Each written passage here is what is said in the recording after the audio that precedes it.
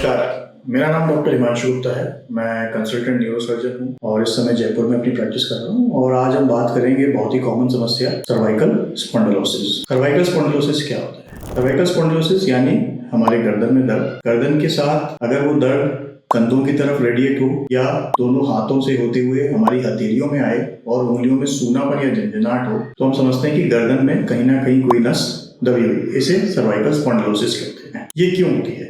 ये अधिकतर जो है गलत पोस्चर यानी गलत तरीके से उठने बैठने का तरीका, ज्यादा देर तक लैपटॉप या मोबाइल पर गर्दन झुकाकर काम करना, कोई भी रीडिंग या राइटिंग का काम गर्दन झुकाकर काम करना, या फिर किसी तेज झटका लगने के कारण या सर पे कोई वजन उठाने के कारण सर्वाइकल स्पॉन्डिलोसिस की समस्या हो सकती है। इसके लक्षण क्या हो सकते हैं? अधिकतर केसेस में ये गर्दन के दर्द के साथ प्रेजेंट करती है। ये दर्द गर्दन पे होते हुए और सर के पिछले हिस्से में भी हो सकता है। अगर ये दर्द नीचे दोनों कंधों की तरफ या फिर हमारे बाजू में आने लगे और हथेलियों में सूनापन झंझनाहट आने लगे, तो इसको हम सर्वाइकल रेडिकुलोपैथी भी कहते हैं। अब इसको पहचाने कैसे? इसको पहचानने के लिए आप किसी भी न्यूरोस्पाइन सर्जन, किसी न्यूरोलॉजिस्ट या क्वालिफाइड फिजिशियन के पास जा सकते हैं। वो अधिकतर केसेस में आपका एक एक्सरे या फिर एमआरआई सर्वाइकल स्पाइन आपको ऑर्डर करेंगे और उसके बेसिस पर हम ये देखते हैं कि कहीं कोई सर्वाइकल स्पाइन में मिसअलाइनमेंट तो नहीं है, यानी जो सर्वाइकल स्पाइन की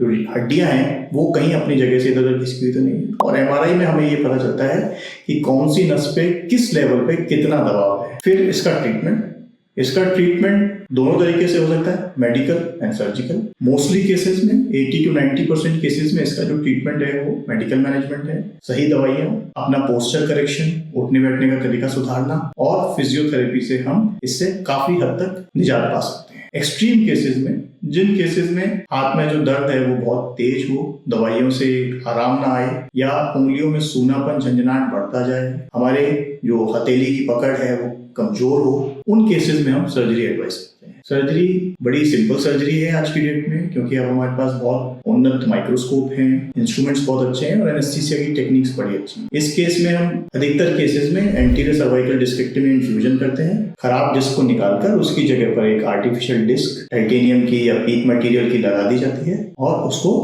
स्क्रू और प्लेट से फिक्स कर दिया जाता है। मरीज इसमें 2 से 3 दिन में छुट्टी पा सकता है और लगभग 3 से 4 हफ्ते के बाद आप दोबारा अपना जीवन जो है वो व्यतीत कर सकता है। तो अगर आपको भी इस तरीके की कोई समस्या है या आपके आसपास आपके किसी प्रियजन को, आपके फ्रेंड को, रिलेटिव को वो इस तरह की समस्या से परेशान है, तो हमसे संपर्क कर सकते हैं। Thank you.